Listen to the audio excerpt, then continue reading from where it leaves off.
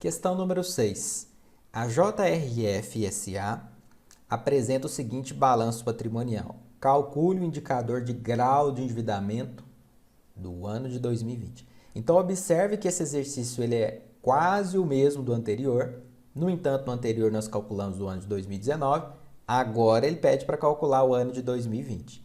E aí, como nós estamos falando de grau de endividamento, que é a correlação, a correspondência de capital de terceiro com capital próprio, vou fazer da mesma forma que nós fizemos no anterior, agrupando as informações de capital de terceiro, que é o passivo circulante e não circulante, e depois fazendo a razão ou divisão pelo patrimônio líquido, que é o capital próprio. Tá?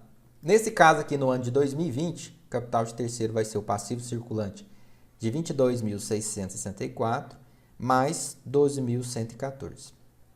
E o capital próprio representado pelo patrimônio líquido, 48.493. Encontrei essas informações, eu faço o grau de endividamento, que é a divisão entre eles, e entendo que no ano de 2020, esse indicador ele subiu, né? Na verdade, ele alterou, né, para 0,7172. No ano anterior, ele estava um pouco mais do que 1, então, na verdade, ele reduziu um pouco, né, de 1,02 no aproximado para 0,7172, né? Um arredondamento aqui que a gente está usando 4 casas decimais. E o que eu posso concluir com essa informação aqui? Nesse caso do ano de 2020, para cada R$1 que existe de capital próprio, existe 0,72, né, arredondando para cima, centavos de capital de terceiro. Nessa situação, eu vejo que a empresa reverteu o jogo, né, nesse cenário de 2020. Existem mais predominância, existem mais origens de recurso próprio. Então, aquele equilíbrio que quase existia estava muito próximo do que 1.